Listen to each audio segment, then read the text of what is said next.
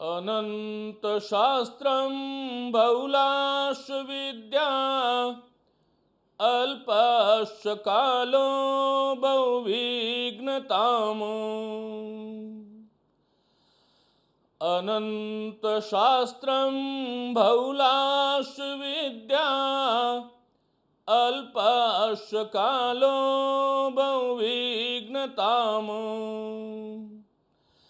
यत्सारभूतं तदुपासनीयं हंसो यथा क्षीरमिवाम्बुमध्यात्। यत्सारभूतं तदुपासनीयं हंसो यथा क्षीरमिवाम्बुमध्यात्।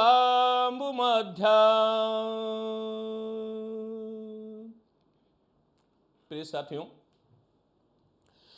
आप सभी सज्जनों का हार्दिक स्वागत, अभिनंदन। मित्रों, आज हम जो हैं वो पाश्चात्य काव्यशास्त्र के अंतिम शिखर पर आ गए हैं। कॉलेज शिक्षा में जो सहायक आचार्य भर्ती परीक्षा है उसकी दृष्टि से नेट में एक दो टॉपिक आपके और हैं, वो मैं बाद में कराऊंगा। यहां पर देखिएगा, पाश्चात्य काव्यशास्त्र और आज का जो बिंदु है विखंडनवाद है। लेकिन उससे पहले इसकी मैं आपको दृष्टि देता हूं कि विखंडनवाद है क्या। जॉक देरिडा का नाम आप सब साथियों ने सुना है। वस्तुतः ये अल्जीरिया के एक यहूदी परिवार से संबंधित थे। द्वितीय विश्व युद्ध हुआ तब यहूदियों की जो दशा जो थी वो किस प्रकार से थी, वो एक हाशिए पर धकेल दिया गया समाज था, वर्चस्ववादी व्यवस्था थी। और उसके विरोध में जॉक देरिडा ने इस विखंडनवाद की आधारशिला लिखी। मित्रों, कोई भी प्रश्न नहीं लूंगा मैं, अभी कोई प्रश्न नहीं लूंगा। जिसको जिज्ञासा है कुछ जानने की वो अंत में, क्योंकि ये सिद्धांत बहुत महत्वपूर्ण है और 3 प्रश्न यहां से आते हैं। तो मैं कह रहा हूं कि उस यहूदी परिवार, उस यहूदी संस्कृति से संबंधित थे जॉक देरिडा, जिसको द्वितीय विश्व युद्ध के बाद में एक हाशिए पर धकेल दिया गया था, अर्थात उनकी उपेक्षा कर दी गई थी। ऐसे समाज में उनका जन्म हुआ और जो वर्चस्ववादी, जो अधिकारवादी, जो साम्राज्यवादी जो नीति जो थी, उसके विरोध में इस विखंडनवाद सिद्धांत का प्रवर्तन जॉक देरिडा ने किया। मैं ये चीज समझाऊं उससे पहले ये सारा कॉन्सेप्ट क्लियर करूंगा, ये मेरी जिम्मेदारी है, लेकिन चीजों को समझना आपको है। अभी मैंने एक सूक्ति मंत्र बोला और वो ये था, पहले इसको समझते हैं क्या है ये। वो ये है कि अनंत शास्त्रम बहुलास्य विद्या, अनंत शास्त्रम बहुलास्य विद्या, बहुलास्य विद्या अल्पस्य कालो, अल्पस्य कालो बहुविघ्नताम, अल्पस्य कालो बहुविघ्नताम, बहुविघ्नताम। यत् सारभूतम, यत् सारभूतम तदुपासनीयम, उपासनीयम हंसो यथा, हंसो यथा क्षीरम इवा अंबु मध्यात। ये क्यों, जब मैं विखंडनवाद पढ़ा रहा हूं तो ये क्यों समझाना चाहता हूं। पहली बात तो आपके जीवन में काम आएगा, आपको जीवन में एक नई दृष्टि आपको यहां से मिलेगी। इस संसार में हमारी समस्या यह है कि हम हमारे परिवेश में, हमारे बौद्धिकीय संवेदनाओं में जिन शब्दों को, जिन शास्त्रों को या जो कुछ पकड़ लेते हैं, मेरी बात को बहुत ध्यान से सुनना, उसको हम अंतिम मान लेते हैं और ऐसा करके हम मानवीय सभ्यता का उपहास कर रहे होते हैं। प्रिय मित्रों, विखंडनवाद इसी धारा में एक नया प्रवर्तन है। जॉक देरिडा ये कहते हैं कि संसार में कोई भी अर्थ अंतिम नहीं होता, कोई भी साहित्यिक पाठ, कोई भी रचना कभी भी अंतिम अर्थ तक नहीं पहुंच सकती। और यही बात यहां पर कही गई है कि इस संसार में अनंत शास्त्र हैं, बहुत सारी विद्याएं हैं, जीवन में अल्प समय हमें दिया गया है और बहुत सारे विघ्न हैं, इसलिए सारभूतम तदुपासनीयम, जो प्रासंगिक अर्थ है, जो प्रासंगिक वस्तु है, उसकी उपासना हमें करनी चाहिए। कैसे करनी चाहिए? तब हमारा कवि कहता है कि हंसो यथा क्षीरम विवा अंबु मध्यात। वो कहते हैं कि हमें हमारे काम की चीज को उसी प्रकार से ग्रहण करना चाहिए जिस प्रकार हंस पक्षी विशेष जो है वो क्षीर और अंबु अर्थात जल और दूध के मध्य से क्षीर को, जैसे अर्थात दूध को ग्रहण कर लेता है, दूध और पानी को अलग अलग कर देता है। अब ये विखंडनवाद क्या है? देखो, ये जो शब्द हैं ये खुद क्या कह रहा है? खंडन का मतलब क्या है आप समझ गए होंगे।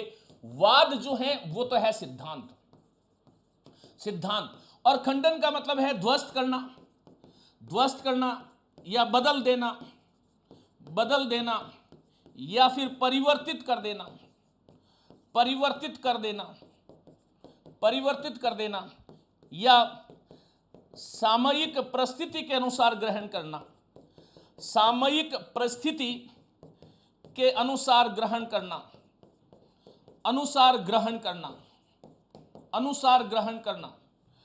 और वी उपसर्ग लगा है, इसका अर्थ है विशेष रूप से, विशेष रूप से। अब इसका मतलब क्या हुआ? फिर इसका अर्थ ये हुआ, जोक देरिदा ये कहते हैं कि इस भाषा में या भाषा के पाठ में वो एक शब्द देंगे हमें टेक्स्ट, वो टेक्स्ट को लेकर के बात करेंगे, अर्थात जो पाठ जो है, जो रचना है, जो कोई रचना है, कोई कृति है, उसका जो पाठ है उसमें जो चला आ रहा मुख्यार्थ है, जो किसी संदर्भ विशेष में कहा गया था, वर्चस्ववादी व्यवस्था को कायम करने के लिए जो कुछ साहित्य में लिखा गया था, हमें उस अर्थ के से अलावा अतिरिक्त उस साहित्य में छिपे हुए, उस पाठ में छिपे हुए जो गौण अर्थ है, जो अन्य अर्थ है, जो अन्यार्थ है, जो लक्षित अर्थ है, लक्षितार्थ है, जो व्यंग्यार्थ है, जो व्यंग्यार्थ है, उसको पकड़ना, ऐसे अर्थ को पकड़ना। और ऐसे अर्थ को हम कब पकड़ेंगे? ऐसे अर्थ को हम तब पकड़ेंगे जब किसी शब्द को विखंडित कर देंगे। अर्थात वो ये कहते हैं कि मान लीजिएगा कि कमल शब्द है या जो है पंकज शब्द है, तो पंकज शब्द का मुख्यार्थ और शब्दकोश में जो दबा हुआ अर्थ है वो हम क्या लेते हैं कि कमल है, ये पुष्प है। ये तो हो गया इसका मुख्यार्थ, और ये मुख्यार्थ पहले से चला आ रहा है। लेकिन देरिदा ये कहते हैं कि पंकज जो शब्द है, उस पंकज का अर्थ पंक अर्थात कीचड़ में, कीचड़ में जन्म लेने वाला, कीचड़ में जन्म लेने वाला, जन्म लेने वाला, ये जो अर्थ है ये गौण अर्थ है, ये अन्य अर्थ है, ये लक्ष्यार्थ है या लक्षितार्थ है। और उसको ग्रहण कैसे करेंगे? हम किसी भी भाषा में शब्द का प्रयोग देखेंगे और प्रयोग के साथ उसका संदर्भ देखेंगे, और संदर्भ देख करके जो आज तक दमित अर्थ था, जिस अर्थ को दबा दिया गया, उस अर्थ को हम यहां विखंडनवाद के माध्यम से प्रकट कर देते हैं। जैसे मैंने ये विखंडनवाद को जो आपको अलग अलग करके जो बताया, यही विखंडनवाद है। अर्थात किसी शब्द में, शब्द का जो दबा हुआ अर्थ है, जो कुचला अर्थ है, जो मेला अर्थ है, जो जिसको दबा दिया गया है, उसको वापस प्रकट कर देना, ये क्या हो गया? विखंडनवाद हो गया। विखंडनवाद की अवधारणा जो है हमें किसने दी? तो जोक देरिदा ने दी। जोक देरिदा यह कहते हैं कि भाषा में जो छिपा हुआ अर्थ है, जिसको आज तक किसी ने देखा नहीं और जिसको देखने का प्रयास नहीं किया गया, उस भाषा पाठ में उस अर्थ को खोजना विखंडनवाद है। और ये विखंडनवाद क्या करता है साहब? ये वर्चस्ववादी जो अवधारणा जो थी, जो साम्राज्यवादी अवधारणा जो थी, उसका जो महल शब्दों के माध्यम से समाज में खेला गया, उसको ध्वस्त करने की एक प्रक्रिया है।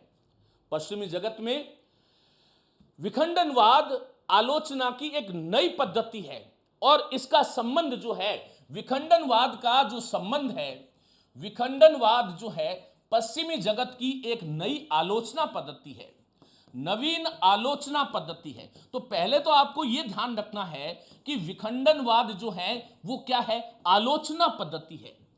और आलोचना हम किसकी करते हैं, रचना की। और रचना की आलोचना या समीक्षा, ये आज तक हमारी इस दुनिया में, पाश्चात्य जगत में, इन दोनों को अलग अलग माना गया, रचना को और समीक्षा को। बात ध्यान से सुनिएगा, 2023 में यही प्रश्न आया था। रचना और समीक्षा को अलग अलग माना गया कि रचना अलग चीज है और उसकी समीक्षा अलग चीज है। उन्होंने, जोग देरिदा ने रचना और समीक्षा को समान बता दिया और वो अलग अलग स्तर पर अपने अपने संदर्भों में रचना भी प्रामाणिक है और समीक्षा अर्थात आलोचना भी प्रामाणिक है। तो विखंडनवाद क्या है, नई आलोचना पद्धति है और ये किस पर आधारित है, ये पाठ आधारित आलोचना है, पाठ आधारित आलोचना है। जोग देरिदा ये कहते हैं कि किसी भी पाठ के अंतिम, किसी भी पाठ का या किसी भी पठन का अंतिम अर्थ नहीं होता, अर्थात हम अंतिम अर्थ तक नहीं पहुंच सकते। यह एक ऐसी प्रक्रिया है जो सामाजिक, राजनीतिक और हमारा सांस्कृतिक परिवेश जिस युग में जैसा होता है उसके अनुसार उस पाठ का अर्थ जो है, उस शब्द में आया हुआ जो भाषा का, जो पाठ में आई जो भाषा है अर्थात वो शब्द है, उसका अर्थ जो है अलग अलग परिवेश में अलग अलग अर्थ होता है। यही विखंडनवाद है। दूसरी स्थापना जोग देरिदा की जो बहुत महत्वपूर्ण है, लाइव क्लास नहीं ले पाते, बाद में देखते हैं, कोई बात नहीं। दूसरी अवधारणा जो जोग देरिदा ने एक महत्वपूर्ण स्थापना करी, वो महत्वपूर्ण स्थापना क्या करी कि पाश्चात्य जगत में वाक अर्थात वाणी जो है उसको प्रमुखता दी गई, ये जो है उसको प्रमुखता दी गई और वाणी को प्रधान मान लिया गया। चाहे प्लेटो हो, चाहे अरस्तु हो, चाहे जो है अन्य जो आलोचक जो है, उन्होंने वाक को पहले माना और लेखन जो है, लेखन को द्वितीय स्थान पर रखा। यह ध्यान रखना, लेखन को द्वितीय स्थान पर रखा। लेकिन जोग देरिदा ने ये जो लेखन है इसको जोग देरिदा ने प्राथमिक बना दिया।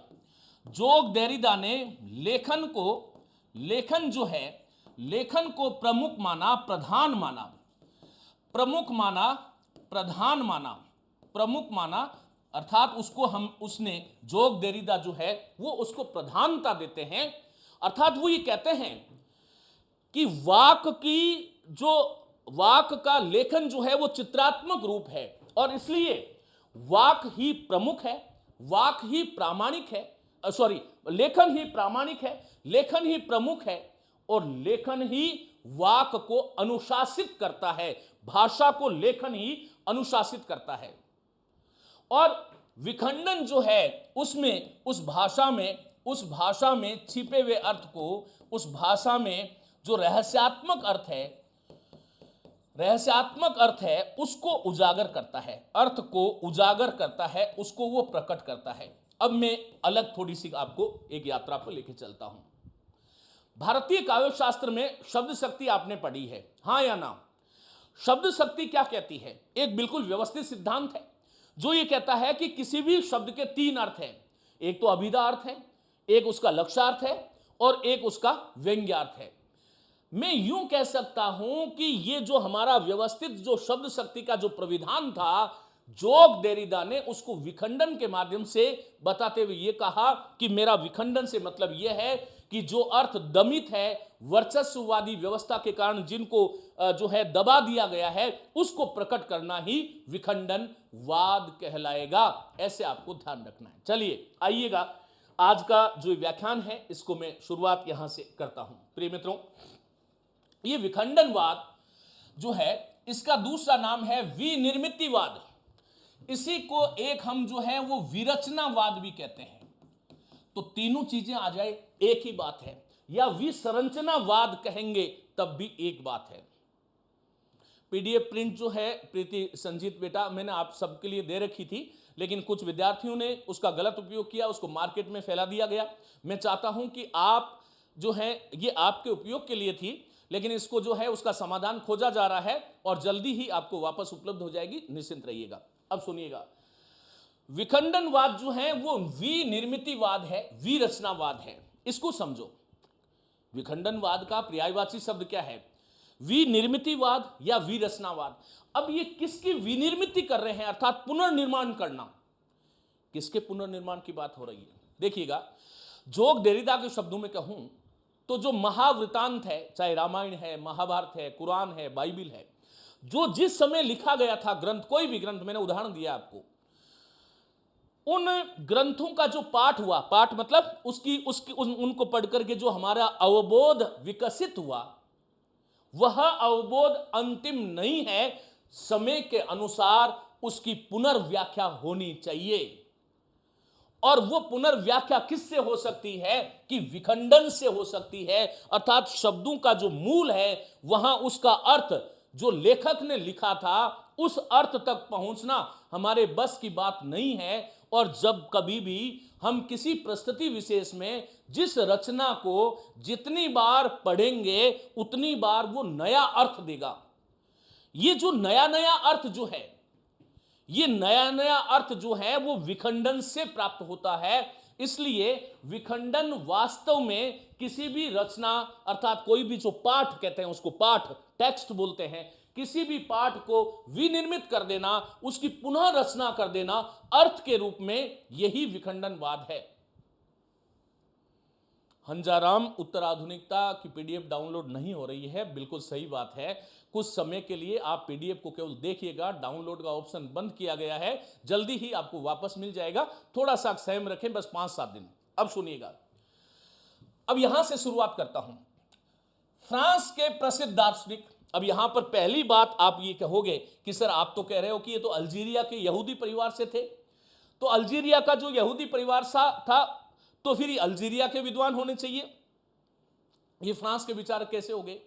तो साथियों मैं आपको बताना चाहूंगा कि अल्जीरिया जो है, यहूदियों के लिए सेना में जाना, सेना में काम करना बहुत आवश्यक होता था, और इनको पढ़ना, पढ़ाना और घूमना घुमक्कड़ प्रवृत्ति के रहे हैं।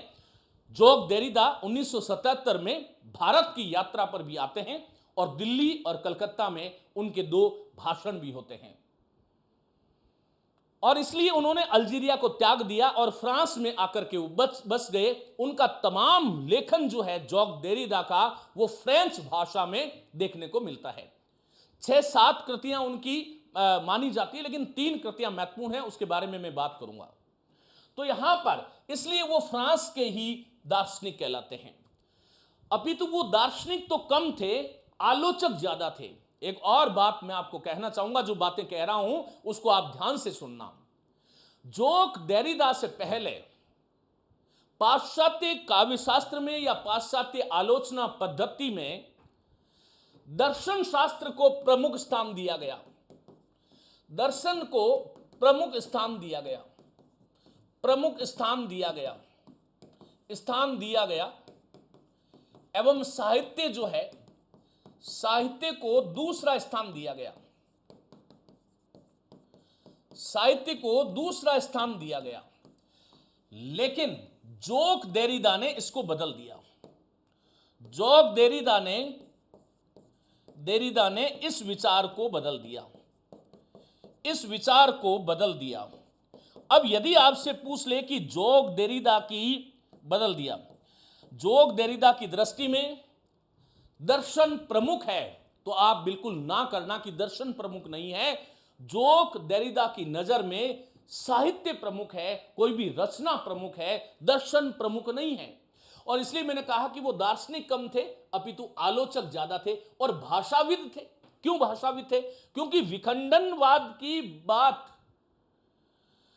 वही व्यक्ति कर सकता है जो शब्दों की तह तक जाना चाहता है, जो शब्दों की व्युत्पत्ति को बता सकता है, वही विखंडनवाद का प्रवर्तन कर सकता है। इसलिए जोग देरिदा फ्रांस के प्रसिद्ध दार्शनिक तो थे ही थे, भाषाविद भी थे, एक प्रसिद्ध आलोचक थे, और साथ ही उत्तर आधुनिकतावादी विचारक थे। और मैं आपको बता देना चाहता हूं कि उत्तर आधुनिकतावादी जो दार्शनिक होगा वह उत्तर संरचनावादी दार्शनिक भी होगा। यह एक शर्त है एक तरह से। उत्तर आधुनिकतावादी और उत्तर संरचनावादी और विखंडनवाद सिद्धांत के प्रवर्तक जोग देरिदा। अब पिछली बार एक प्रश्न यही आ गया कि विखंडनवाद का प्रवर्तन किसने किया, तो जोग देरिदा ने। इनका जन्म 1930 में याद रखना है आपको। कहां पर हुआ था?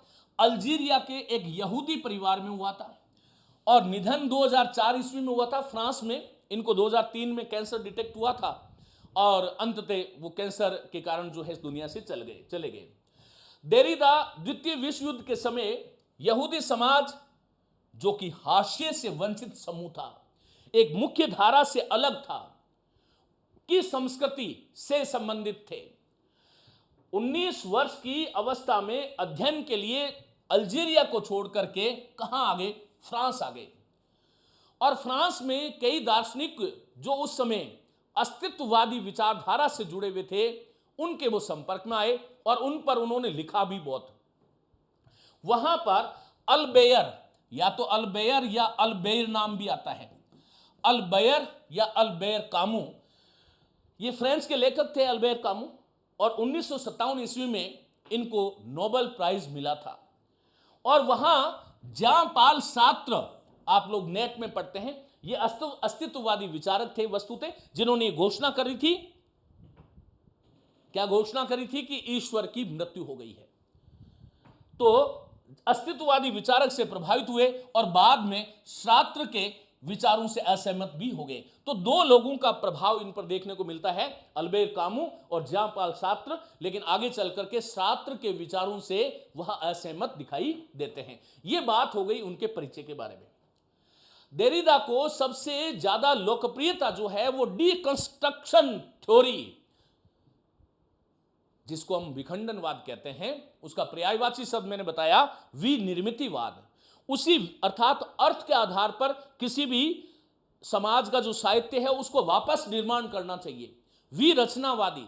लेकिन ये विखंडनवाद जो है डीकंस्ट्रक्शन, अर्थात शब्दों को खंड खंड में तोड़ते हुए उस शब्द के मूल अर्थ तक पहुंचना, ये जो है डीकंस्ट्रक्शन, जो विखंडनवाद है, उसकी धारणा ने उनको सबसे ज्यादा प्रसिद्धि दिलाई। और मजेदार बात यह है कि विखंडनवाद की अवधारणा उन्होंने फ्रांस में ही एक विश्वविद्यालय में अपने एक भाषण के दौरान रखी थी, और उनको भी नहीं पता था कि जो मैं एक शब्द बोल रहा हूं ये आगे चल करके इस आलोचना के क्षेत्र में एक धूम मचा देगा, वह खुद नहीं जानते थे। विखंडन अंग्रेजी के डीकंस्ट्रक्शन का हिंदी रूपांतरण है। यह पारिभाषिक पद नहीं होकर निरंतर परिवर्तनशील प्रक्रिया है। प्रश्न काम के शुरू हो गए हैं। अब आपसे पूछेंगे विखंडनवाद के संदर्भ में असंगत चुनो। तो प्रिय मित्रों, विखंडनवाद जो है ये पारिभाषिक पद नहीं होकर के निरंतर परिवर्तनशील प्रक्रिया है। अर्थात परिवर्तनशील कैसे प्रक्रिया हुई? देखो, एक शब्द देता हूं मैं, कुशल शब्द है। मैं भारतीय संदर्भ में इसको समझाऊंगा।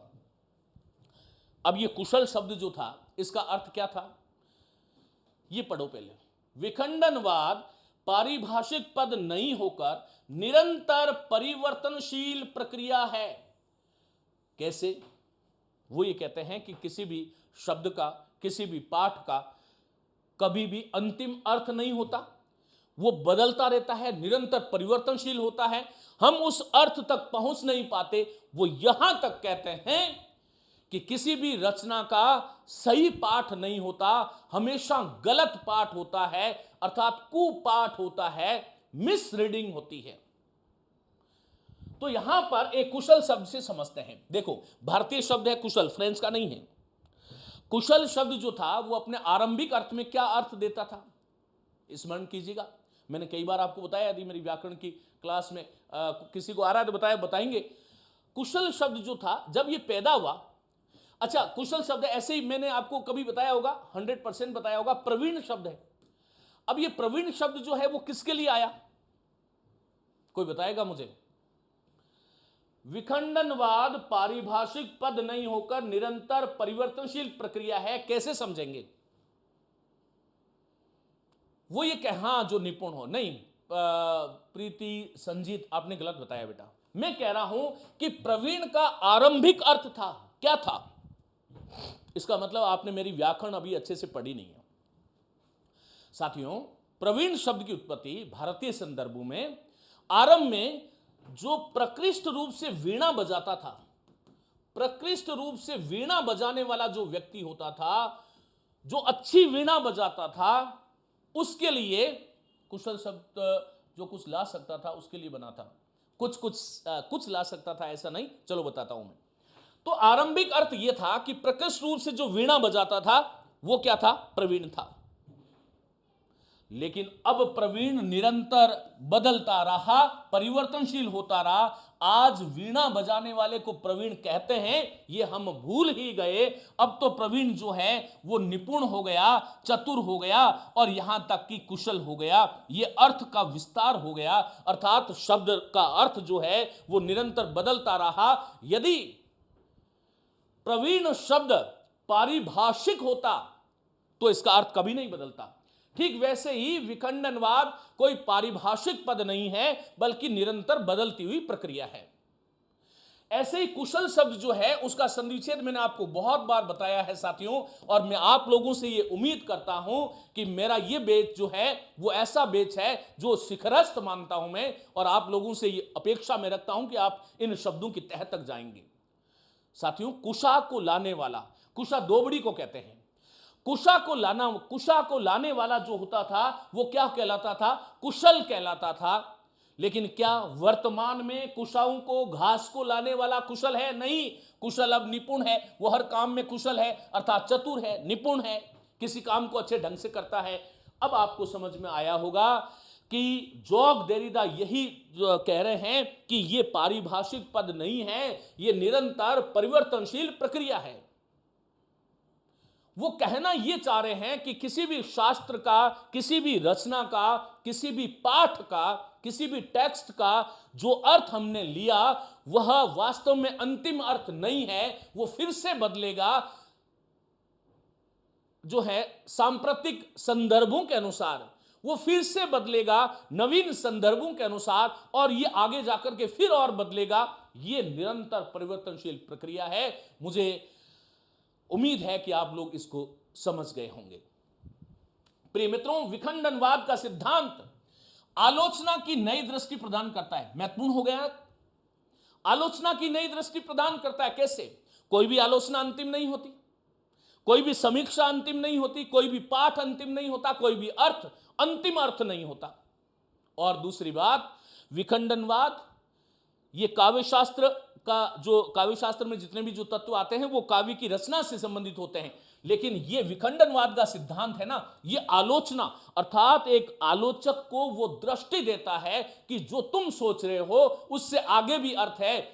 अनंत शास्त्रम बहुलाश विद्या अल्पश कालो बहुविघ्नताम।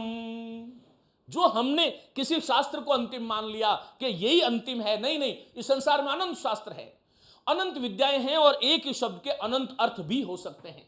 तो आलोचना को एक नई दृष्टि प्रदान करता है, साथ ही ये पाठ एवं अर्थ मीमांसा की नवीन पद्धति है। अब आपसे कोई पूछे कि भाई विखंडनवाद क्या है, तो विखंडनवाद आलोचना को एक नई दृष्टि प्रदान करता ही है, लेकिन साथ में ये पाठ अर्थात रचना या टेक्स्ट जो है और उसमें छिपा हुआ जो अर्थ है उसकी मीमांसा करने की एक नई पद्धति, एक न्यू जो है, यूं कहूंगा कि जो थ्योरी है वो जो है विखंडनवाद है। यह सिद्धांत उत्तर संरचनावाद का सशक्त अकादमीय आंदोलन है।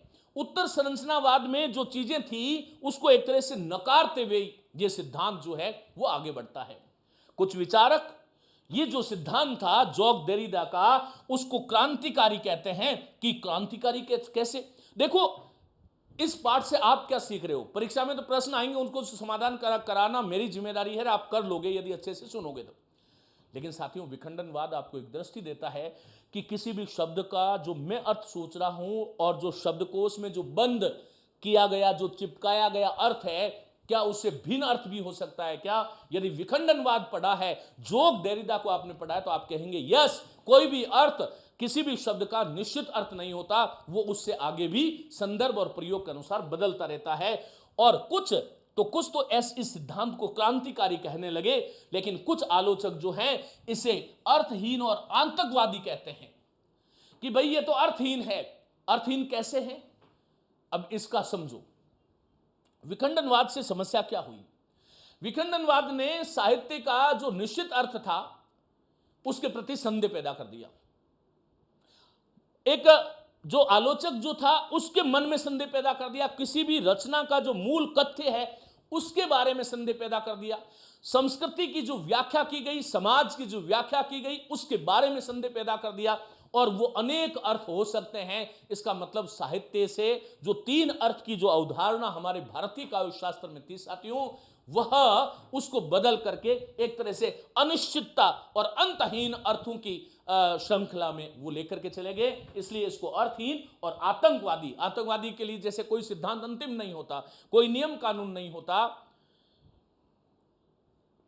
वैसे ही विखंडनवाद ने यह समस्या पैदा कर दी। किसी भी शब्द का अंतिम अर्थ नहीं है। हां, यही विखंडनवाद का मूल उद्देश्य है। अब सुनो, विखंडनवाद की सैद्धांतिक के निर्माण में देरिदा ने जिन बातों को आधार बनाया, यह अच्छा प्रश्न है। उन बातों का मैं यह कहना चाह रहा हूं कि क्या जॉक देरिदा से पहले विखंडनवाद की कहीं उदाहरण थी क्या? तो 2 लोग का नाम हमें याद रखना चाहिए। एक तो है फ्रेडरिक नीत्शे, और उनका एक सिद्धांत है डिमोलिशन, नकार देना किसी चीज को। और एक जो है व्यक्ति है जिनका नाम है मार्टिन हाइडेगर। तो विखंडनवाद के सैद्धांतिक के निर्माण में देरिदा ने जिन बातों को उठाया और जिन बातों को आधार बनाया साथियों, उन बातों का जॉक देरिदा से पहले मार्टिन हाइडेगर, जो कि जर्मन के प्रसिद्ध अनीश्वर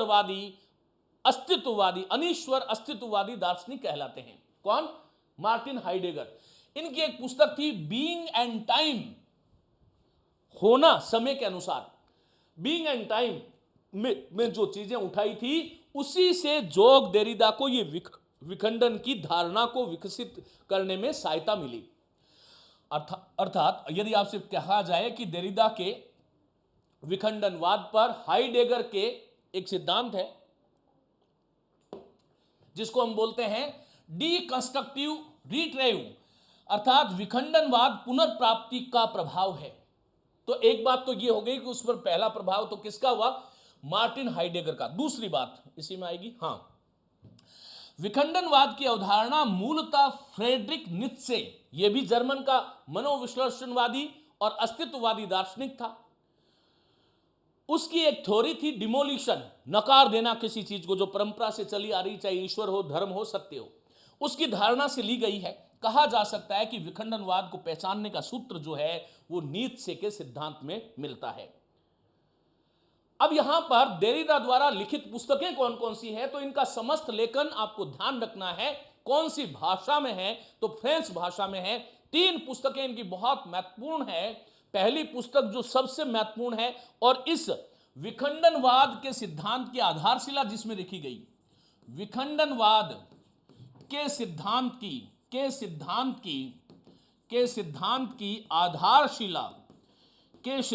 की आधारशिला जिसमें रखी गई, उस पुस्तक का नाम है ऑफ ग्रामेटोलॉजी।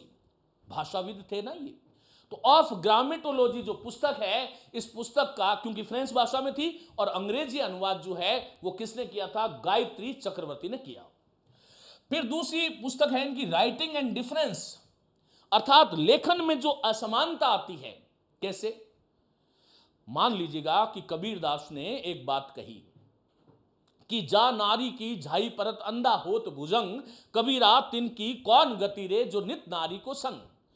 हो सकता है कि उन्होंने, कबीरदास ने इसमें आम, सामान्य और सार्वभौम रूप से नारी समाज की निंदा नहीं की थी। उनका मंतव्य यह था कि जो कामिनी स्त्री है, जो मायाविनी स्त्री है, उसकी झाई पड़ने से भुजंग भी अंधा हो जाता है, इसलिए हमें कामिनी स्त्री से दूर रहना चाहिए। तो यहां पर जो कबीरदास ने लिखा उससे अलग अर्थ यदि हमने ले लिया तो ये डिफरेंस आ गया, अंतर हो गया। और एक जो है स्पीच ऑफ फेनोमेना, अर्थात जो भाषण की जो कला है उसमें जो हमारा भय जो है उसको लेकर के, और किताबें थी लेकिन ये 3 से बार आपसे नहीं पूछा जाएगा। ये जो है 3 पुस्तकें हो गई। विखंडनवाद सन 1967 में प्रकाशित जोग देरिदा की महत्वपूर्ण पुस्तक ऑफ ग्रामेटोलॉजी की देन है। देरिदा, अब यहां तक आपको यदि समझ में आ गया तो एक बार हां कीजिएगा, थम्स अप कीजिएगा, उसके बाद में आगे चलूंगा।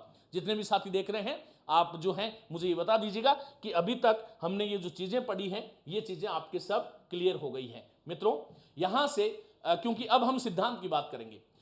फ्रांस का दार्शनिक था, भाषाविद था, आलोचक था, उत्तर आधुनिकतावादी और उत्तर संरचनावादी और विखंडन सिद्धांत के प्रवर्तक जोग देरिदा का जन्म अल्जीरिया में। बहुत अच्छे से, चलिए बहुत अच्छी बात है, जब आप ये बोलते हैं तो हमारी साधना सफल होती है। तो ये अल्जीरिया के यहूदी परिवार से संबंधित था, और यहूदी परिवार जो संस्कृति जो थी वो द्वितीय विश्व युद्ध के समय हाशिए पर आई हुई संस्कृति थी।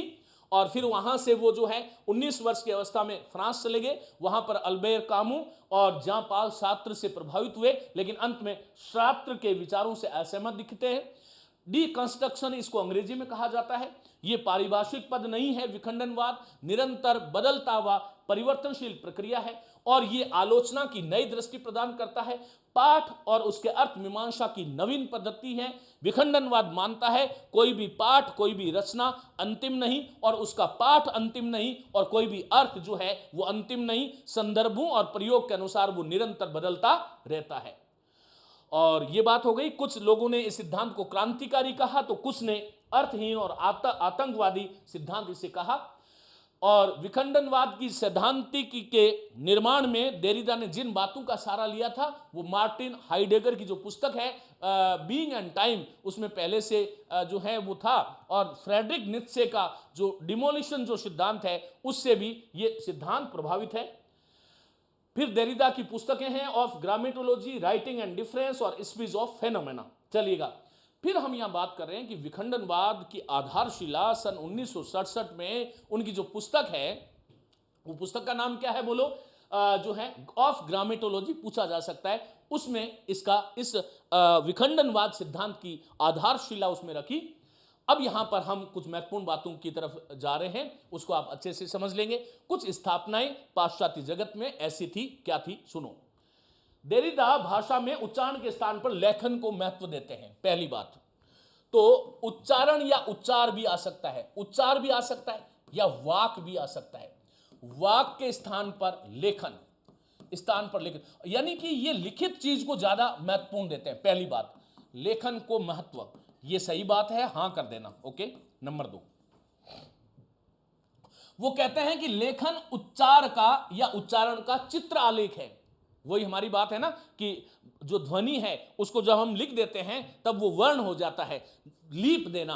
तो लेखन जो है उच्चारण का चित्रालेख है। दूसरी बात, लेखन देरिदा के अनुसार लेखन उच्चारण अर्थात वाणी का, वाक का, उच्चारण का चित्र आलेख का, चित्र अर्थात उसको लिख देना, चित्रालेख है। बात समझ में आ गई? अब यहां पर अर्थात देरिदा ने वाक की अपेक्षा लेखन को अधिक महत्व दिया है। साथियों, वह लेखन को भाषा की पूर्व शर्त मानते हैं। लेखन को भाषा की पूर्व शर्त, देखो बिल्कुल बदल दिया सिद्धांत को। लेखन को भाषा की अर्थात वाक की पूर्व शर्त, पूर्व शर्त मानते हैं, पूर्व शर्त मानते हैं। ओके, 3 बातें हो गई। लेखन ही भाषा पर अनुशासन रखता है। देरिदा के अनुसार लेखन ही वाणी पर, लेखन ही वाक पर या भाषा पर अनुशासन करता है। कैसे? 100 लिखे 1 बके, हमारे भी यहां पर नहीं, 100 बके 1 लिखे बराबर होता है।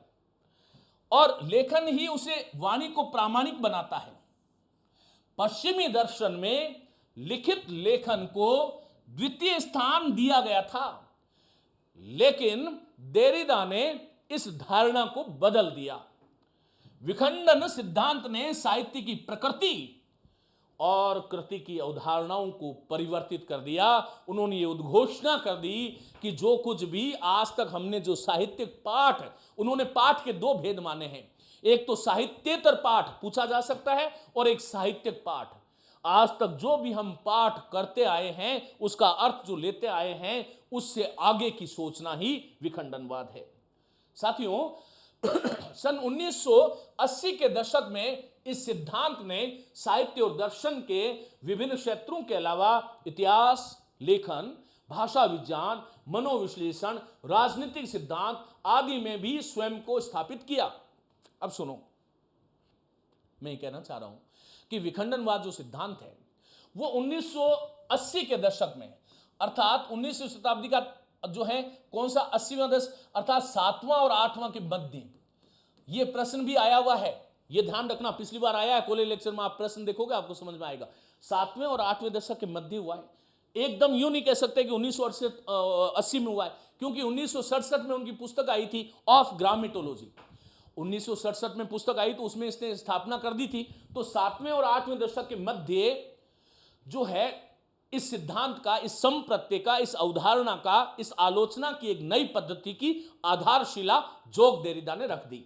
और ये जो सिद्धांत था इसने इतिहास लेखन, भाषा विज्ञान, मनोविश्लेषण, जो राजनीतिक सिद्धांत है आदि में स्वयं को स्थापित किया। और देरिदा के अनुसार, बहुत महत्वपूर्ण बात बता रहा हूं, देरिदा कहते हैं कि चाहे दर्शन हो, चाहे भाषा हो, चाहे रचना हो, चाहे विज्ञान हो, आदि सभी विखंडन की वस्तुएं हैं। और आगे चलकर के वह एक बात और कहेंगे, वो ये कहते हैं कि विज्ञान और साहित्य अलग अलग है। किस अर्थ में अलग अलग है? देरिदा के अनुसार विज्ञान अलग है, साहित्य अलग है। किस अर्थ में अलग अलग है? पहली बात तो वो विज्ञान को, साहित्य को, दर्शन को, भाषा विज्ञान को, सबको विखंडित वस्तु के रूप में देखता है। और देरिदा ये घोषणा करते हैं कि विज्ञान और साहित्य अलग अलग है, क्योंकि विज्ञान कोई भी प्रमाण, कोई भी प्रूफ, कोई भी एविडेंस जो है वो बाहर से खोजता है, जबकि साहित्य अपना प्रमाण अपने अंतर्गत, अपने अंदर ही, अपने अंतर में खोजता है, अपने भीतर खोजता है। 7वें दशक आंसर था, हाँ बिल्कुल 7वां दशक आंसर था, बिल्कुल सही बात है। तो ये सभी विखंडन की वस्तुएं हैं। विखंडनवाद, जिसको विनिर्मितवाद कहते हैं, का अभिप्राय क्या है? अब ये बहुत महत्वपूर्ण चीज हो गई है। देखिए, ये विखंडन की परिभाषा कह सकता हूं मैं, क्या है सुनो। देरिदा कहते हैं कि भाषा में पहले से निर्धारित या निश्चित कर लिए गए अर्थों को विखंडित कर, बात समझ में आ रही है ना? ये सबसे सरल टॉपिक है। वो कहते हैं कि भाषा में पहले से जो निर्धारित किए गए जो अर्थ है, जैसे कुशल, कुशल का अर्थ तो कुशाई लाने वाला था, प्रवीण का अर्थ तो जो है वो प्रकृष्ट रूप से वीणा बजाने वाला था, पंकज का अर्थ तो कमल था। तो भाषा में पहले से निर्धारित या निश्चित कर लिए गए अर्थों को विखंडित करके उसकी जगह ऐसे अन्य अर्थों को लेकर के आना जिन्हें पूर्व निर्धारित मुख्यार्थ के कारण दमित कर दिया गया था, जिन अर्थों को उपेक्षित कर दिया गया था, जिनको गौण बना दिया गया था, उन अर्थों को वापस लेकर के आना, फिर से उसकी व्याख्या करना, यही विखंडनवाद है। और ये दृष्टि हमें ये एक दृष्टि देती है, ये सिद्धांत हमें एक दृष्टि देता है कि जितने भी ग्रंथ हैं, जो भी साहित्य हैं, जो भी रचनाएं हैं, उनका पुनर्पाठ करना चाहिए। विशेष किसी पाठ को इस प्रकार पढ़ना विखंडन कहलाता है कि वर्चस्ववादी व्यवस्था के फलस्वरूप कोई संरचना अथवा व्यवस्था हाशिए पर ढकेल दी गई है। देखो सुनो, मेरे साथ बोलेंगे, बोलिए। हमारी सोच हमारे आसपास के वातावरण की प्रोडक्ट होती है। ये क्यों कहा मैंने? प्लेटो ने काव्य को क्यों त्याज्य बताया? मैंने आपको समझाया था कि एथेंस में उस समय जो एथेंस की जो स्थिति थी, उस पर एथेंस पर जो आक्रमण हो रहे थे, उसमें काव्य की, साहित्य की कोई आवश्यकता नहीं थी। वहां तो योद्धा चाहिए थे। और इसलिए उसने कहा कि ऐसा साहित्य जो मेरे समाज के नागरिकों को, मेरे देश के नागरिकों को संवेदनशील बनाता हो, उसका मैं बहिष्कार करता हूं। जो क्रूर बनाता है, जो अपडेट करता है, जो सशक्त युवा बनाता है, ऐसे साहित्य का मैं स्वागत करता हूं। प्लेटो ने ऐसा क्यों कहा? ऐसा इसलिए कहा कि प्लेटो के जीवन में ये जो चीजें थी उसने प्लेटो ने देखा था। जोग देरिदा ये क्यों कह रहे हैं विखंडनवाद की बात? क्योंकि जिस यहूदी समाज डिमांड थी उस टाइम की, बिल्कुल सही है, जिस यहूदी समाज, जो अल्जीरिया का यहूदी समाज जो था और जिससे जोग देरिदा संबंधित थे, वह हाशिए पर धकेल दिया गया था, मुख्य धारा से उस समाज को काट दिया गया था और वर्चस्ववादी व्यवस्था जो थी उसने एक नई कोई संरचना बना दी, अथवा जो व्यवस्था जो थी उसको हाशिए पर ढकेल दिया गया था और उसे गूढ़ सिद्ध कर दिया गया। शब्दों के अर्थ बता दिए गए। मैं एक शब्द में कहूं तो हमारी जैसे मान लीजिएगा कि वर्ण व्यवस्था है, इसको समझने के लिए कह रहा हूं। उस वर्ण व्यवस्था में हमने पहले से निर्धारित कर दिया, ब्राह्मण ये काम करेगा, क्षत्रिय ये करेगा, वैश्य ये करेगा, शूद्र ये करेगा। वर्तमान में बदला नाम, आज क्षत्रिय भी पढ़ा रहा है, ब्राह्मण भी पढ़ा रहा है, वैश्य भी पढ़ा रहा है, शूद्र भी पढ़ा रहा है। और पढ़ाने का काम पूर्व निर्धारित व्यवस्था में क्या था, हाशिए पर ढकेल दिया गया था। बाकी सब समाज को ब्राह्मण वर्ग जो है वो शिक्षा का काम करेगा। लेकिन उसी आधार पर ये जो है वो सिद्ध कर रहे हैं कि भाई किसी पाठ को इस प्रकार से पढ़ना विखंडन कहलाता है कि वर्चस्ववादी व्यवस्था के फलस्वरूप कोई संरचना अथवा व्यवस्था जिसे हाशिए पर ढकेल दिया गया है अथवा जिस रचना को गूढ़ सिद्ध कर दिया गया है, ऐसी वर्चस्ववादी व्यवस्था के केंद्र में स्थित गूढ़ अर्थ को उजागर करना और नवीन संदर्भों में उसकी व्याख्या करना ही विखंडनवाद कहलाता है। मुझे उम्मीद है इसको आपने बहुत अच्छे से समझ लिया है। चलिएगा साथियों, विखंडनवाद मूलतः भाषा में पूर्व निर्धारित मुख्यार्थ की किसी नए अर्थ से विस्थापन की प्रविधि है। मोस्ट इंपोर्टेंट, नंबर मिल सकते हैं, प्रश्न आ सकता है, समझ गए होंगे। विखंडनवाद मूलतः भाषा में पूर्व निर्धारित जो मुख्यार्थ है उसको किसी नए अर्थ से विस्थापन अर्थात बदल देना। मैंने कहा ना, कुशल का अर्थ बदल दिया, अब हमने प्रवीण का अर्थ बदल दिया, हजारों शब्द है। धर्मशाला का अर्थ हमने बदल दिया ना। अब ये प्रक्रिया सीधी या इकहरी नहीं है, ये श्रृंखलाबद्ध प्रक्रिया है, क्योंकि विखंडन कोई पारिभाषिक पद नहीं है, ये निरंतर बदलती हुई एक प्रक्रिया का नाम है जो समाजों की संस्कृति और सांप्रतिक व्यवस्था और तात्कालिक व्यवस्था के अनुरूप अपना अर्थ फिर से नया प्रकट कर देती है। और यही कारण था कि जोग देरिदा ये कहते हैं कि कोई भी रचना का पाठ अंतिम नहीं होता और भाषा का कोई भी अर्थ अंतिम अर्थ नहीं होता। देरिदा ने थ्योरी ऑफ डिफरेंस ये समझना है। देखो, थ्योरी ऑफ डिफरेंस का डिफरेंस है, ये एक तो डिफरेंस है, एक डिफरेंस है। ये डिफरेंस जो है वो स्थगन को बोलते हैं, स्थगन, रोक देना, स्थगित करना का सिद्धांत दिया। इसमें उन्होंने डिफरेंस मानी स्थगन को डिफरेंस अर्थात अंतर से अलग किया और उसके दो भेद किए, डिफर और डेफर। परीक्षा में प्रश्न आने योग्य है यहां से। प्रिय मित्रों, जोग देरिदा ने एक सिद्धांत दिया, थ्योरी ऑफ डिफरेंस का सिद्धांत दिया। इसमें उन्होंने डिफरेंस का मतलब स्थगन और डिफरेंस अर्थात अंतर से अलग किया और उसके दो भेद किए, एक तो डिफर है और एक डेफर है। ये डिफर क्या है और डेफर क्या है, और आगे मैं बात करूंगा ये डिफरेंस क्या है और डिफरेंस क्या है। डिफरेंस और डिफरेंस अलग है, डिफर और डेफर अलग अलग है, यह बात आपको ध्यान रखना है। डिफर क्या है? इसके अनुसार किसी तथ्य की व्याख्या या उपस्थिति उसके नकारने में है। मान लीजिएगा कि मैंने कहा कि ये पेन है, हेलो हेलो हेलो, मैंने कहा ये पेन है। अब आप कहोगे ये क्यों पेन है?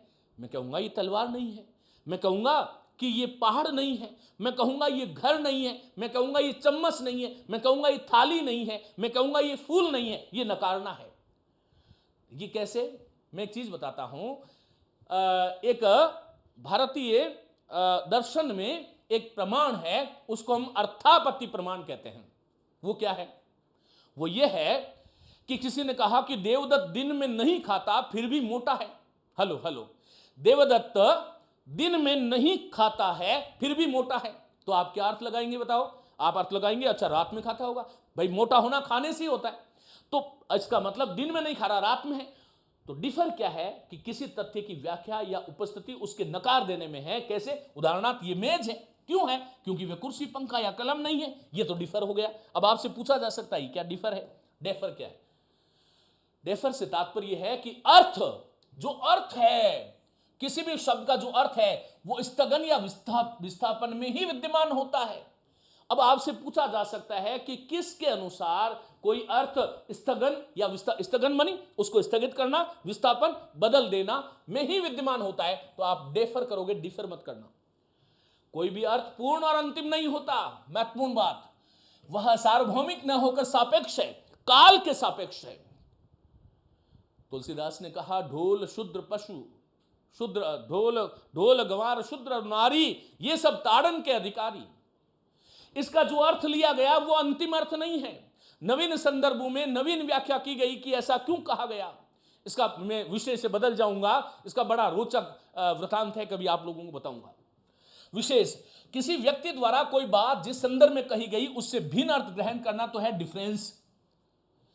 तुलसीदास ने कहा, ढोल शूद्र गवा पशु और नारी, ये सब ताड़न के अधिकारी। हो सकता है उन्होंने क्यों कहा ये? अरे ताड़ना का मतलब प्रेम से कहने के अधिकारी हैं ये, और प्रेम से कहोगे तो आपके लिए कुछ भी करेगा। ढोल सुंदर ध्वनि निकालेगा, ढोल शूद्र गंवार पशु और नारी, इनको सबको यदि हम प्रेम से समझाएंगे, ताड़ेंगे, प्रेम से ताड़ना, ताड़ना प्रेम को कहते हैं, तो वो जो है उन्होंने जिस संदर्भ में किया। अब आज हम कहते हैं नहीं साहब, हम साक्षात शब्द को से अर्थ लाते हैं कि ढोल को बजाना, शूद्र को ताड़ना, नारी को ताड़ना, और गवार को ताड़ना और पशु को ताड़ने से ही उसकी गति होती है। ये हमने अर्थ लिया, ये कोई भी अर्थ अंतिम नहीं होता। किसी व्यक्ति द्वारा कोई बात जिस संदर्भ में कही गई उससे भिन्न अर्थ ग्रहण करना डिफरेंस है, अर्थात अंतर है। जबकि पितृसत्तात्मक एवं नस्लवादी वर्चस्व युक्त अर्थ रखने वाले शब्दों के रहस्य को समझना डिफरेंस है। कितनी बड़ी बात कह दी उन्होंने, इसको समझो। हमारी सामाजिक उदाहरणा में चाहे विश्व के कोई भी देश से हम संबंधित क्यों न हो, पितृसत्तात्मक जो है सत्ता हमारे यहां पर मौजूद रही है, और नस्लवादी, ये आज भी हम जूझ रहे हैं, वर्तमान की समस्या है। नस्लवादी जो युद्ध हुए, महायुद्ध हुए, वो भी इसके कारण हुए। नस्लवादी जो वर्चस्व रखने वाली जो व्यवस्था थी, उससे युक्त, उससे संबंधित जो अर्थ रखने वाले जो शब्द थे, उनका हमें रहस्य समझना चाहिए। फिर कहूंगा कि जोग देरिदा यहूदी जो कि हाशिए पर धकेल दी गई संस्कृति थी, उससे संबंधित थे, और उन्होंने कहा कि जिन शब्दों के लिए हमें ताड़ित किया गया, लांछित किया गया, उन शब्दों का अर्थ वो नहीं है। वो अर्थ तो पितृसत्तात्मक और नस्लवादी वर्चस्व युक्त जो जातियां जो थी, उन्होंने जो है अपने हित के लिए घड़ लिया गया था। लेकिन उन शब्दों के रहस्य को समझना डिफरेंस है, और अर्थ के नकार और स्थगन की प्रक्रिया जो है वो संकेतों की अंतहीन श्रृंखला को जन्म देती है। महत्वपूर्ण, अर्थ को नकारना अर्थात जो प्रचलित अर्थ है उसको नकारना, और स्थगन की प्रक्रिया, दो चीजें हो गई, अर्थ के नकार और स्थगन की प्रक्रिया। ये किसको? संकेतकों की एक अंतहीन श्रृंखला को जन्म देती है। ये चीजें लगातार चलती रहती है। विखंडन की प्रक्रिया क्या है, आइएगा। विखंडनवाद में भाषा को इस तरह देखा जाता है कि पूर्व निर्धारित मुख्यार्थों ने किसी अभिव्यक्ति या अर्थ संप्रेषण को रोका तो नहीं है। वो ये कहते हैं कि कोई भी शब्द जितना अर्थ अभिव्यक्त करता है उससे अधिक अर्थ अपने अंदर में छिपा लेता है। तो वो पूछना चाहते हैं कि भाई पूर्व निर्धारित जो मुख्यार्थ जो थे, उसने किसी अभिव्यक्ति को जो इसको वास्तव में अभिव्यक्ति करना था, जो या जनता तक जो अर्थ को संप्रेषण करना था, उसको रोक तो नहीं लिया है। ऐसा होने पर विखंडनवादी अन्यार्थों को मुख्यार्थ के स्थान पर लाकर बिठाने की कोशिश करते हैं, क्योंकि मुख्यार्थ प्रधान था। अब वो विखंडनवादी क्या करेंगे? अन्यार्थ को मुख्यार्थ के स्थान पर बिठा देंगे, बदल गया अर्थ। और ऐसा करते हुए वे मुख्यार्थ के वर्चस्व को चुनौती देते हैं। वह मुख्यार्थ का जो वर्चस्व है उसको वो चुनौती देते हैं। आधुनिक भाषा विज्ञान के प्रवर्तक है सस्सूर। अब सस्सूर क्या बोलते हैं? सस्सूर और जोग देरिदा में एक मूलभूत अंतर बता देता हूं। देखिए, मैंने आरंभ में आपको कहा कि पश्चिम में, पाश्चात्य जगत में, साहित्य चिंतन में एक अवधारणा थी। वो वाक को पहले मानते थे, प्रधान मानते थे, मुख्य मानते थे, लेखन को द्वितीय स्थान पर मानते थे। सस्सूर ने भी यही किया था। उन्होंने कहा कि वाणी प्रधान है, लेकिन उन्होंने एक चीज अच्छी कही कि कोई भी शब्द जो है उसका निश्चित अर्थ नहीं होता, उसका अर्थ जो है वो प्रयोग और संदर्भ के अनुसार होता है। अब सुनो, आधुनिक भाषा विज्ञान के प्रवर्तक सस्सूर का मानना था, सस्सूर एक विद्वान है, उसका मानना था कि भाषा में किसी भी शब्द का अर्थ विशुद्ध नहीं होता या निश्चित नहीं होता। देखो कैसे, मैं ऐसे समझाता हूं आपको। जैसे मान लीजिएगा कि हम कहते हैं गधा, वही शब्द शक्ति वाली बात है, और हम प्यार से कह देते हैं ये तो गधा है, और हम कहते हैं कि ये गधा ही है। अब ये तीन अभिव्यक्तियां जो मैंने दी, ये अलग अलग हुई कि नहीं हुई? इसका मतलब विशुद्ध या निश्चित अर्थ नहीं होता, वो चौपाया नहीं होता उसका। किसी शब्द से हमें कोई विशिष्ट अर्थ उसके प्रयोग व संदर्भ से मिलता है। आगे चल के इस बात को स्पष्ट करूंगा मैं, ध्यान से सुनना। ससुर जो मानते हैं कि किसी भी शब्द का अर्थ विशुद्ध या निश्चित नहीं होता, किसी शब्द से हमें कोई विशिष्ट अर्थ उसके प्रयोग व संदर्भ से मिलता है, अर्थात किसी शब्द का प्रयोग जिस संदर्भ में किया जाता है वही उसके अर्थ को निश्चित करता है। एक ही शब्द को अलग अलग संदर्भों में अलग अलग अर्थों में प्रयोग लाया जा सकता है। भाषा में शब्द की स्थिति एवं संदर्भ देखकर ही अर्थ ग्रहण करना होता है, जैसे सैंधव। अब देखो, मैं आपको भाषा विज्ञान जब पढ़ाता हूं तब कई बार बताता हूं सैंधव किससे बना, सिंधु और अप्रत्यय से। अब सैंधव जो शब्द है इसके दो अर्थ है। सैंधव जो शब्द है उसके दो अर्थ है, एक तो है नमक और एक है घोड़ा। अब मान लीजिएगा इसका निश्चित अर्थ नहीं है, अनेकार्थ है। तो अनेकार्थ जो है वो किससे निर्धारित, नियमित किससे होगा, नियंत्रित किससे होगा? संकेत से, संदर्भ से या फिर जो है विशेष परिस्थिति के अनुसार। विशेष परिस्थिति के अनुसार जो अनेकार्थक शब्द होता है ना, उसका एक अर्थ निश्चित करने के लिए संकेत, संदर्भ या विशेष परिस्थिति की आवश्यकता है। बात समझ में आ रही होगी ना आपको? मान लीजिएगा कि मैं भोजन कर रहा हूं और मैंने पुत्र से कहा सैंधव लाओ। क्या बोलो? सैंधव लाओ। अब पुत्र जो है वो अस्तबल में जाता है, वहां पर एक अश्व को निर्बंधित करता है और लाकर के उसकी जो लगाम है वो मेरे हाथ में दे देता है, लो पापा। लेकिन उस समय मुझे घोड़े की नहीं नमक की आवश्यकता थी। और मान लीजिएगा कि मुझे युद्धार्थ जाना है, किसी युद्ध में जाना है सैनिकों में, और जब मैं कहता हूं सैंधव लाओ, और वो जो है उस समय जो है महानस रसोई में जाता है और बाउल में नमक डालता है और लाकर के कहता है लीजिएगा, तो गलत हो गया ना। तो इसलिए कहते हैं कि किसी भी शब्द का विशुद्ध या निश्चित अर्थ नहीं होता, संदर्भ और प्रयोग के अनुसार उस शब्द का हमें अर्थ मिलता है। बस बात यह है। जिस समय सैंधव शब्द का अर्थ संदर्भ के अनुसार घोड़ा भी हो सकता है, नमक दोनों हो सकता है। जिस समय किसी विशेष संदर्भ में किसी विशेष भाषा पाठ को समझा जाता है, उसके दृष्टिकोण से अर्थ बदलते रहते हैं और समय कभी रुकता नहीं। ऐसे ही पाठक भी अनंत होते हैं। अतः पाठकवादी अर्थ विखंडन, पाठक के अनुसार अर्थ का विखंडन भी समयगत अर्थ विखंडन की तरह हमेशा जारी रहता है, हमेशा चलता रहता है। विखंडनवादी मानते हैं कि भाषा में अर्थों का विस्थापन एवं नव स्थापन की प्रक्रियाएं लगातार जारी रह सकती हैं। इसका कारण यह है कि भाषा में सभी अर्थ इच्छित होते हैं, सामाजिक होते हैं, संदर्भगत या निर्मित होते हैं। यह आपको ध्यान रखना है। इस अवधारणा से, कौन सी अवधारणा? विखंडनवाद की अवधारणा से किसी काव्य कृति के संदर्भ में अर्थमूलक अनिश्चयवाद, देखो ये इसकी दोष है। विखंडनवाद ने क्या किया कि प्रत्येक शब्द का जो है ना अर्थ जो है ना उसमें संदेह पैदा कर दिया। पूरे साहित्य की एक नवीन व्याख्या हो सकती है। और आप लोग देखते हैं जैसे भगवत गीता है, उसमें एक गीता आजकल जो है अड़गड़ानंद की गीता आ रही है, उसने पूरा अर्थ बदल दिया। उन्होंने कहा कि युद्ध वहां हुआ ही नहीं था, कुरुक्षेत्र में कोई युद्ध नहीं हुआ, तो युद्ध कहां हुआ? कि मनुष्य की जो चित्तवृत्तियां हैं, मन बुद्धि चित्त अहंकार, वही परस्पर, वही अर्जुन है, वही कृष्ण है, तो नई व्याख्या हुई ना। देखो ये उसी की देन कह सकते हैं अपन। इस अवधारणा से किसी काव्य कृति के संदर्भ में अर्थमूलक अनिश्चयवाद या अराजकता के उपस्थित होने का संकट उत्पन्न हो सकता है। अतः विखंडनवाद का प्रयोग सिद्धांत या धारणागत आग्रह की तरह करना अनुचित है। यह कोई सिद्धांत नहीं है। मैंने आपको कहा यह आलोचना की पद्धति है, ध्यान रखेंगे इसका। इस सिद्धांत का उपयोग केवल उत्तरोत्तर पुनर्नवीकरण मूलक विकास की संभावनाओं को खुला रखने भर के लिए एक भूमिका की तरह करना ही संगत और समीचीन प्रतीत होता है। उसको हम सिद्धांत मान करके हर एक काव्य कृति को उल्टा सीधा अर्थ कर देना, ये बात ठीक नहीं होगी। कुल मिलाकर के यहां पर यह बात है कि इस सिद्धांत का उपयोग हम उत्तरोत्तर अर्थात लगातार निरंतर पुनर्नवीकरण, एक व्याख्या के जो की गई है उसकी नई व्याख्या हो सकती है, ऐसे विकास की संभावनाओं को खुला रखने के लिए उसमें एक भूमिका की तरह इस विखंडनवाद के सिद्धांत का प्रयोग हमें करना चाहिए।